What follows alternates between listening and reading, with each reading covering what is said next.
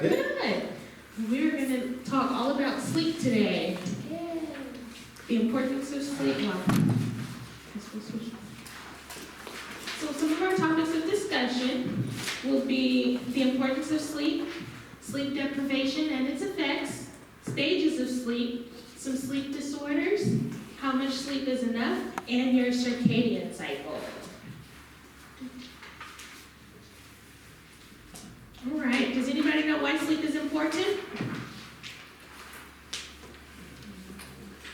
It's there that the cells of the body recuperate themselves and restore, and the old cells go and the new cells come in. Absolutely. Good. Are there notes in our folder of what y'all are going over? It's not a sleep study, it's not a sleep chapter in the binder. Okay. You know, chapter 6 has just miscellaneous information in it. Okay, so we're going to touch on 3 important reasons as to why sleep is important. One reason is for healthy brain function and emotional well-being. Sleep helps your brain function properly. While you're sleeping, the brain is preparing for the next day, forming new pathways to help you learn and remember information. Studies show that a good night's sleep improves your learning, whether you're learning a new math problem, learning how to play the piano, trying to perfect your golf swing, or even help you learn new problem-solving skills. And it is also a good boost for your mind. While you're asleep, the brain is processing your emotions, and your mind needs time to react in the right way. So when you cut your sleep short, you tend to have more of a negative emotion to certain things that are happening in your life. So refreshing slumber helps you hit the reset button on the day.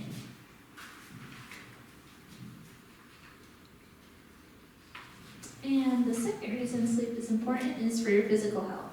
So, like Mr. Glenn mentioned, that sleep is a really good time for our body to basically reset. So when we're asleep, our body can heal, our blood vessels, all of our muscles can kind of refresh. And so if we are sleep deficient, we end up increasing our risk for heart disease, kidney disease, high blood pressure, diabetes, obesity. So a lot of things can be affected by and decreased amount of sleep for us. So when you're well rested, you end up being less hungry, you have a better balance in your hormone levels, you're resistant to different temptations such as sweets and salty foods, and also your immune system tends to be more balanced when you get a proper amount of sleep. And a third important reason is safe daytime performance. Getting enough quality sleep at night helps you function well throughout the day. People who are sleep deprived are less productive at work and school. They take longer to finish tasks, and they have a slower reaction time and make much more mistakes. So does anyone have maybe any ideas of symptoms of sleep deprivation or what it would look like? Falling asleep during the daytime. Correct. Absolutely. Anything else? While standing talking to someone, actually going to sleep. Absolutely. Wake up. And have something to keep you going. Caffeine. Exactly. Or you'll make mistakes at work. Exactly. So sleep deprivation is when the individual sleeps less than required for optimum functioning and health performance. It is associated with significant risks that include increased incident of motor vehicle accidents and industrial accidents, so getting injured while you're at work, of course, like Ms. Cynthia said. And it is also associated with an impaired quality of life, adverse cardiovascular consequences, so high blood pressure, and you can even experience hallucinations, depression, a weakened immune system, and an increased precipitation of pain. And then if you are sleep deprived, you may notice more pain in the body. And it impairs your ability to drive almost as much as or more than driving drunk.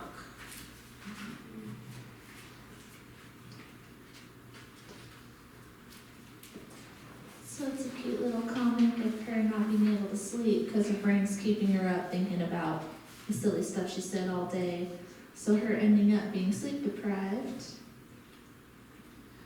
And then this infographic, like Miss Chelsea was showing, of a lot of the effects that sleep deprivation could have on our body, such as the increase in cravings for unhealthy foods like sweet, salty, starchy foods, and then the increase in safety, just risks. So driving sleep deprived is worse than driving drunk, and then some of the other effects of sleep deprivation.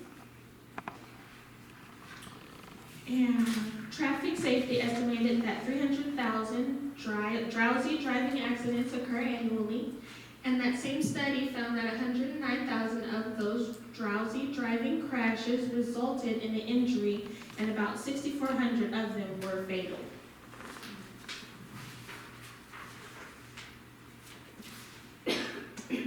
So, Good. as soon as she gets to sleep, and the brain's like, wait, something happened 6 months ago, remember that, and then she's back awake. Okay, so we have two types of sleep. One type is your REM sleep, which is rapid eye movement, and the other type is your non-REM sleep, or it's also thought of as the non-dreaming stage. Your REM sleep occurs 70 to 90 minutes after you fall asleep, and non-REM sleep makes up the first 3 stages of sleep. So then we'll go into the stages of sleep. So the first stage of sleep is the lightest stage of your non-REM sleep. So people experience some muscle spasms during this while they're falling asleep, and also in the sense of falling asleep, they feel a sensation like they're falling. So it's kind of seen as the transitional state towards stage 2, which is the first stage of your defined non-REM sleep. So that's when your body temperature starts to decrease, the heart rate starts to slow down, and then you start to lose some of the environmental awareness of things that's going around you. And then we have stage 3, which is known as your deep non-REM sleep. Sometimes parasomnias occur during this stage, such as sleepwalking, sleep talking, or night terrors. But it is the most restorative stage of sleep, and it is usually difficult to wake someone up when they are in stage 3. And then stage 4 is known as the dreaming state. Awakenings and arousals can occur more easily in your REM sleep, but if you are disturbed during the REM sleep, then you can be groggy or still feeling like you didn't get a good night's sleep.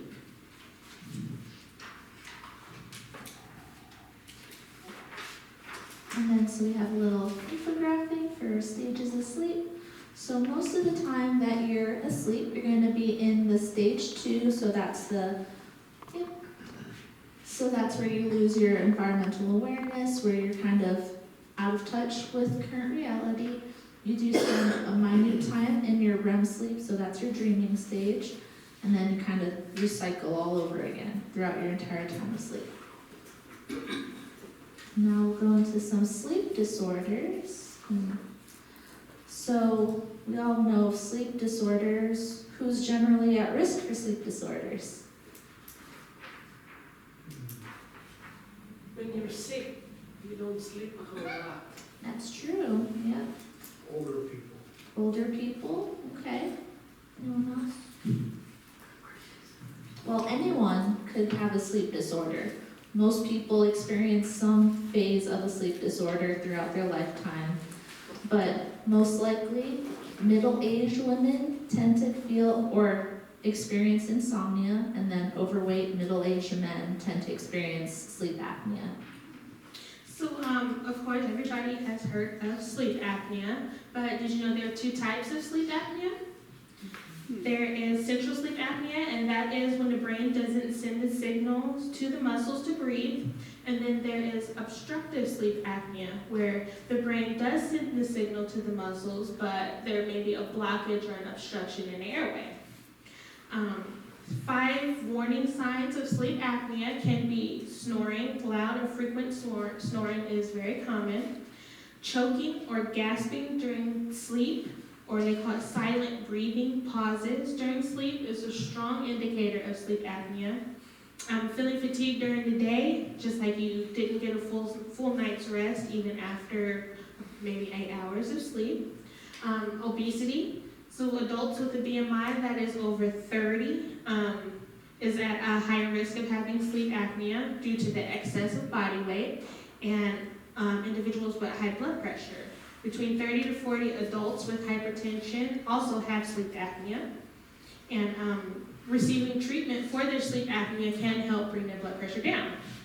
So then, of course, treatment for sleep apnea would include for the obese individuals to possibly lose weight. There is a CPAP machine, of course, which helps bring more air through the obstructed airway. And there is also a surgical procedure called a UPPP, or uvuloplastovarincoplasty.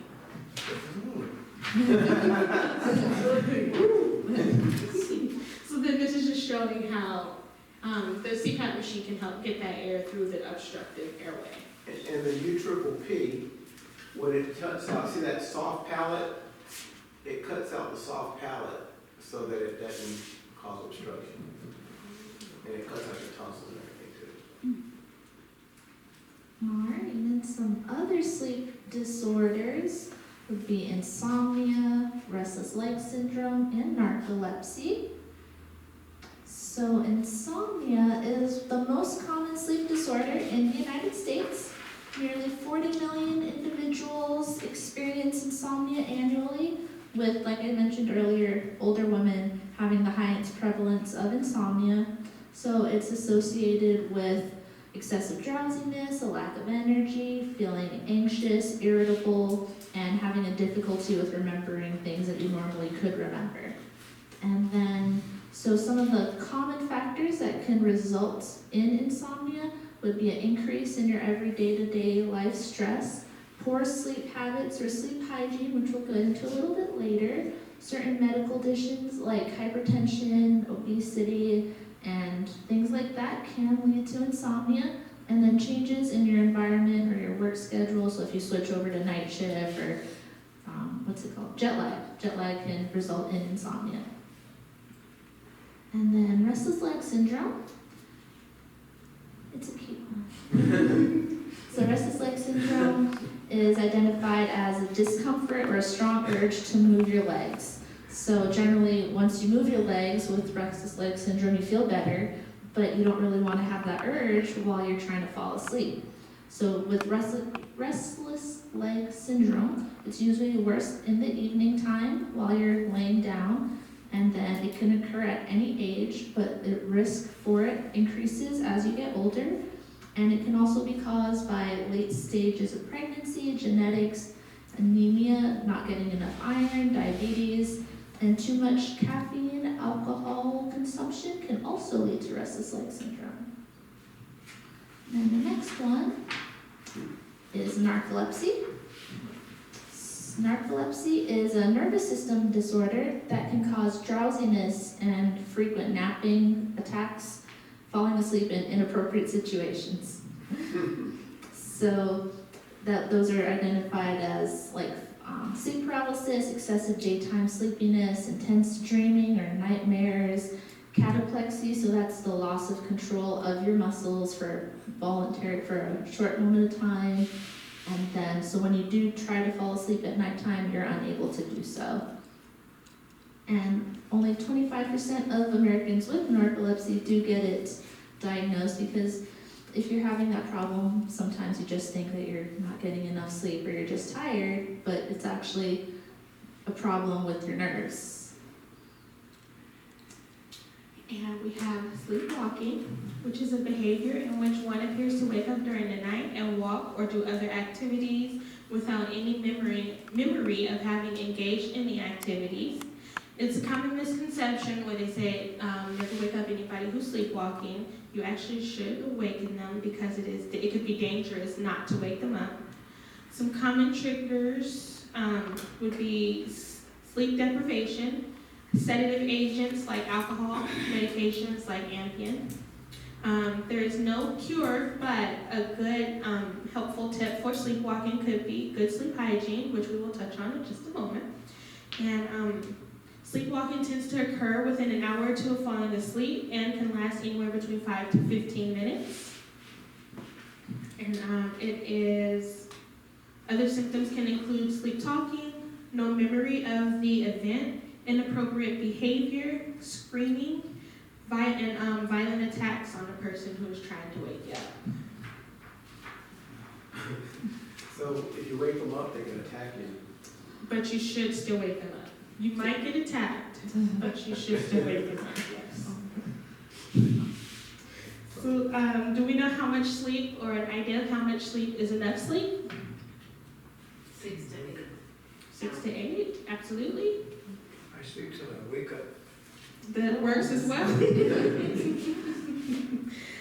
Well, some adults can work on as little as 6 hours. Some adults need about 8 or 9 hours, so there's no set amount of sleep for each person. It's just based on what works better for you. But if you do end up not sleeping enough hours through the night, your body starts to build up what's known as a sleep debt, and eventually you will have to repay that debt to your body. So you want to make sure that you're getting adequate sleep. For adults ages 26 to 60, 7 to 9 hours, 65 and up are more seasoned adults, 8 hours of sleep each night.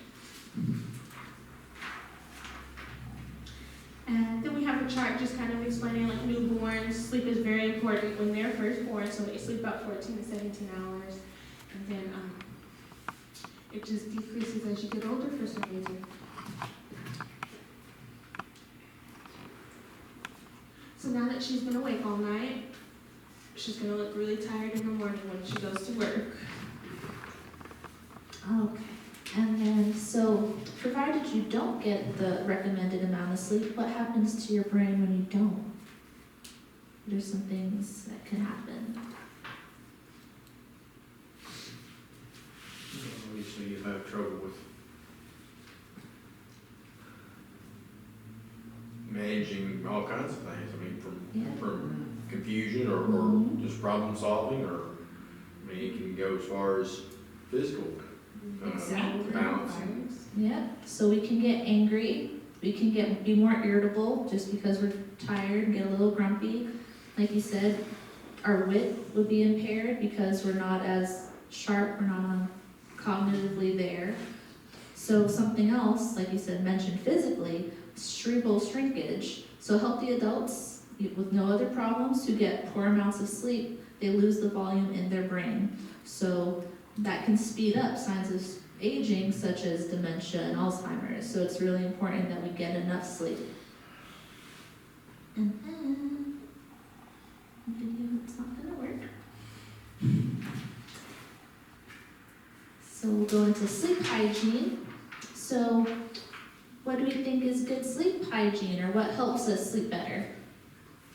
Routine, Routine. consistent routine, Absolutely. not radical like I have. Good diet, Good diet. Mhm. nutrition.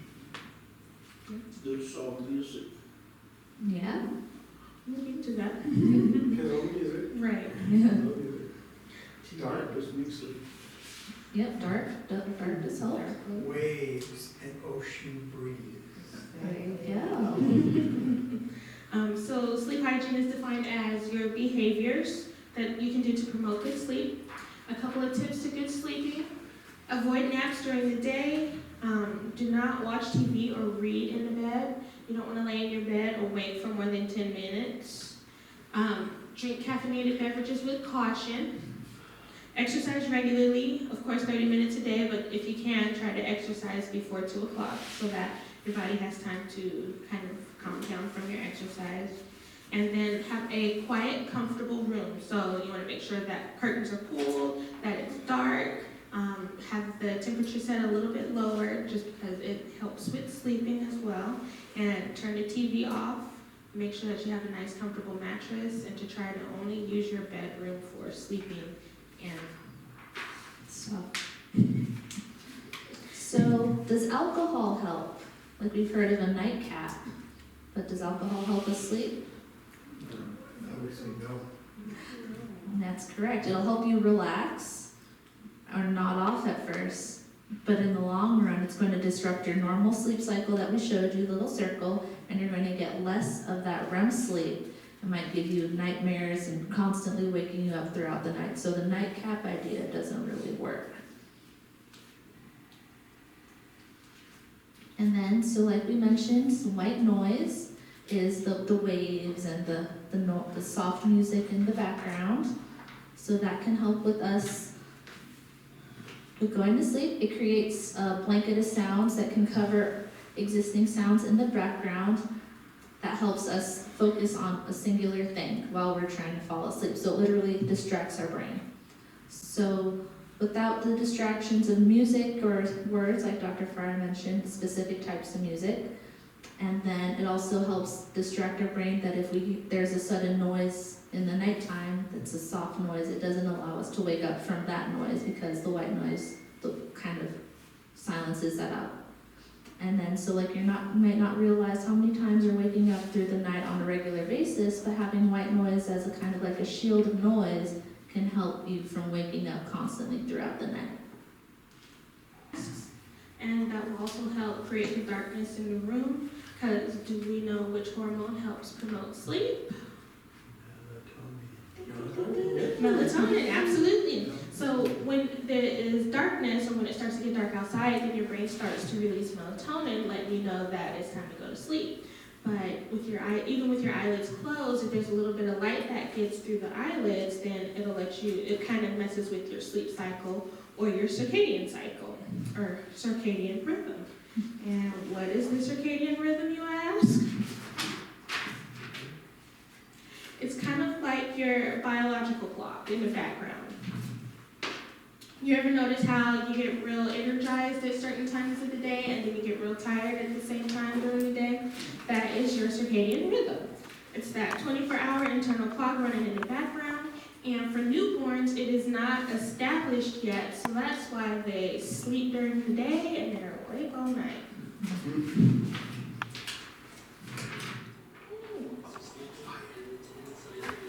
Do you have your remote?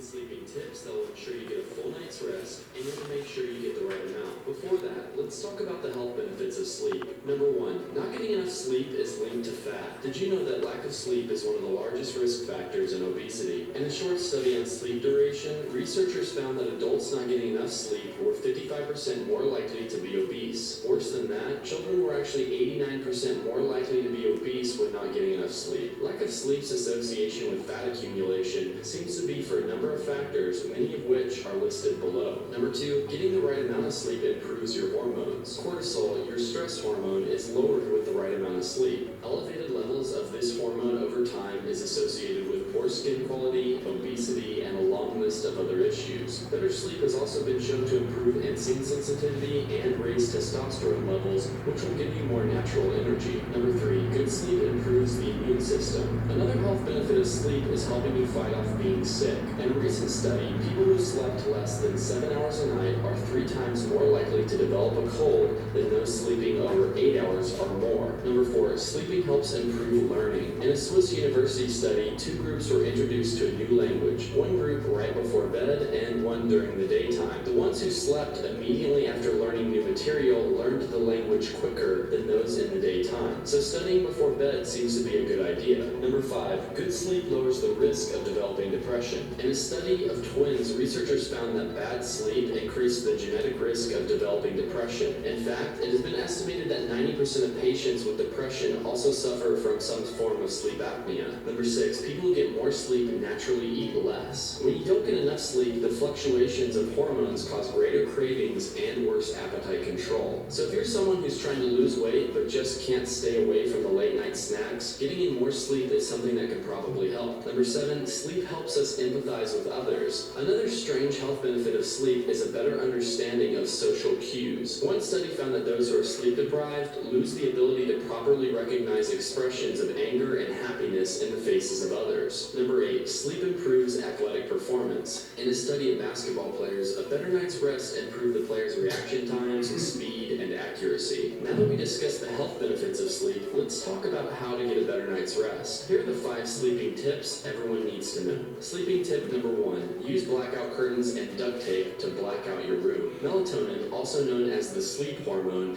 is raised when the sun goes down to indicate to our bodies that it's time to rest. The problem is that street lights, outlets, and all sorts of other unnatural lights confuse this hormone and trick it into thinking it's still daytime. Do a complete blackout of your room and you will notice a big difference in both the quality of the sleep you get and the ability to get to sleep. Also, computer screens and phone screens confuse melatonin as well. There are nighttime modes on these devices, but it's always best just not to use them 1 hour before bedtime. Sleeping tip number 2, have a routine. Humans are habitual creatures, and creating a systematic routine will improve sleep. Something as simple as brushing your teeth, reading a book for 15 minutes, and immediately going to bed is a habit you can build to make your sleep almost automatic at night. Sleeping tip number 3, use your bed for nothing but sleep and the occasional physical activity. It goes with the habit thing, but the moment you hit the bed, you want the body to recognize that it's time to fall asleep. So try not to work on your bed or spend any time on it when you're not resting. Sleeping tip number 4, use a pillow between or underneath your legs. This will help to maintain the alignment of your back and improve your posture over time. It will also help those of you suffering with lower back pain. There's no perfect way to sleep, but on your back is probably best as it helps maintain the alignment of your neck and spine. Sleeping tip number 5, napping is great. A short 20 to 30 minute nap lowers cortisol levels and is very healthy for the body. So bring back a little bit of your childhood and do a quick cat nap if feeling tired midday. Our last point is that the right amount of time for optimal sleep benefits is 7 to 9 hours per night. No less than 7 and no more than 9 seems to be the perfect amount. Got a topic you want the health nerd to cover? Just put it in the comments section below. Every comment and like we get on our videos helps our small channel grow. Even a short comment like the health nerd is bootyful helps a lot, and we really appreciate it. And according to the latest research, for every new subscriber I get, a group of baby lion cubs is born. So if you haven't already, please subscribe to the Health Nerd for healthy tips and tricks backed by science. You can also support our channel by visiting thehealthnerds.com, where we are currently building out some incredible resources to help you take your health to the next level. Cheers. Yay. Always different.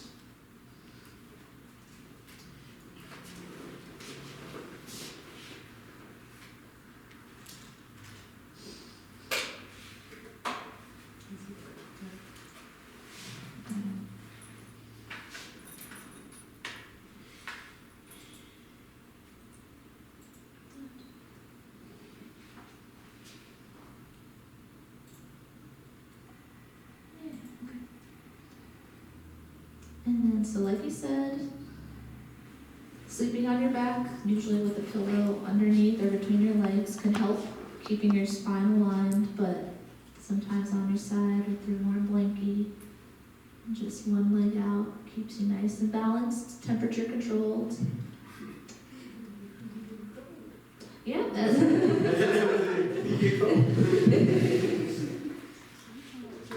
Americans are thought to be dealing with some type of chronic sleep disorder. In addition to those numbers, there are millions who have to deal with occasional insomnia or disrupted sleep patterns. To date, there are over 70 different types of sleep disorders, with the most common being insomnia, sleep apnea, restless leg syndrome, narcolepsy. Insomnia is the one that most people are familiar with. It is defined as experiencing a poor quality of sleep, and it includes not being able to fall asleep or stay asleep. Insomnia is extremely common and occurs in almost 50% of the US population. About 10% of people are dealing with chronic insomnia. This is insomnia which has been going on for years. Sleep apnea is a disorder that affects your breathing. People with sleep apnea will have a reduction in their breathing patterns, and they may pause breathing altogether. There are two different types of sleep apnea. Central sleep apnea is where the brain does not send signals to the muscles to breathe. Obstructive sleep apnea is where the brain does send a signal to the muscles to breathe. What happens is that the person's airway is obstructed and prevents the correct amount of airflow to pass. It is possible to suffer with both forms of sleep apnea. Many people with this condition are obese and have to sleep with breathing apparatus during the night. Restless leg syndrome is a sleep disorder that makes a person feel uncomfortable sensations in their legs. The person may also have an uncontrollable desire to move their legs. This is not a condition where your legs cramp, rather that you experience strange feelings such as tingling, pins and needles, pulling, or a prickly feeling. It is thought that the reason this causes sleep issues is because it is so difficult to find a comfortable position for your legs. Narcolepsy is a disease that affects your central nervous system. This results in you experiencing daytime sleepiness, known as EDS. People who have narcolepsy often have loss of muscle tone, hallucinations, and an inability to move or talk. These symptoms can be present altogether or individually, and they can be in various forms of severity. If you think you may be suffering from any of these sleep disorders, then consult with your doctor for further advice.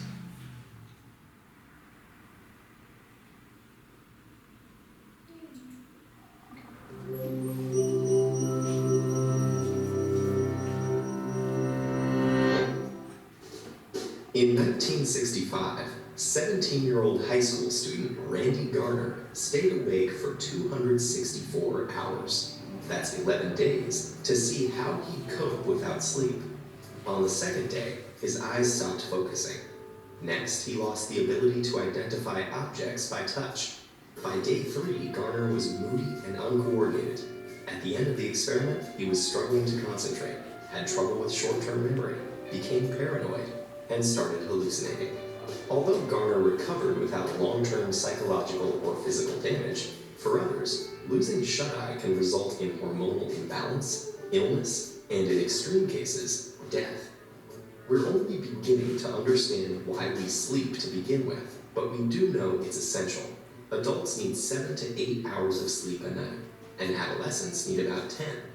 We grow sleepy due to signals from our body telling our brain we are tired, and signals from the environment telling us it's dark outside.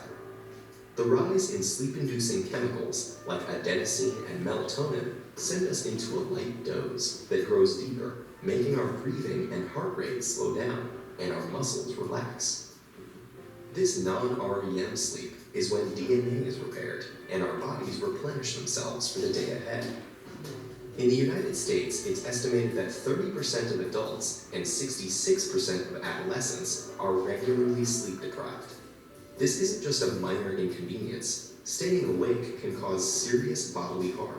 When we lose sleep, learning, memory, mood, and reaction time are affected. Sleeplessness may also cause inflammation, hallucinations, high blood pressure, and it's even been linked to diabetes and obesity. In 2014, a devoted soccer fan died after staying awake for 48 hours to watch the World Cup. While his untimely death was due to a stroke, studies showed that chronically sleeping fewer than 6 hours a night increases stroke risk by 4.5 times compared to those getting a consistent 7 to 8 hours of shut-eye. For a handful of people on the planet who carry a rare inherited genetic mutation, sleeplessness is a daily reality. This condition, known as fatal familial insomnia, places the body in a nightmarish state of wakefulness, forbidding it from entering the sanctuary of sleep. Within months or years, this progressively worsening condition leads to dementia and death. How can sleep deprivation cause such immense suffering? Scientists think the answer lies with the accumulation of waste products in the brain. During our waking hours, our cells are busy using up our day's energy sources, which get broken down into various byproducts, including adenosine. As adenosine builds up, it increases the urge to sleep, also known as sleep pressure. In fact, caffeine works by blocking adenosine's receptor pathways. Other waste products also build up in the brain, and if they're not cleared away, they collectively overload the brain and are thought to lead to the many negative symptoms of sleep deprivation. So what's happening in our brain when we sleep to prevent this? Scientists found something called the glymphatic system, a cleanup mechanism that removes this buildup and is much more active when we're asleep. It works by using cerebrospinal fluid to flush away toxic byproducts that accumulate between cells. Lymphatic vessels, which serve as pathways for immune cells, have recently been discovered in the brain, and they may also play a role in clearing out the brain's daily waste products. While scientists continue exploring the restorative mechanisms behind sleep, we can be sure that slipping into slumber is a necessity if we want to maintain our health and our sanity.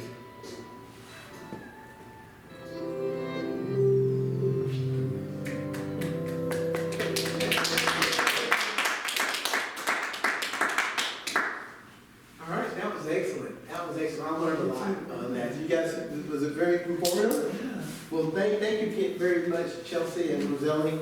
And that was excellent. As far as, you saw in the brain, how we have lymph flow in the brain. And you guys, what makes our lymph move?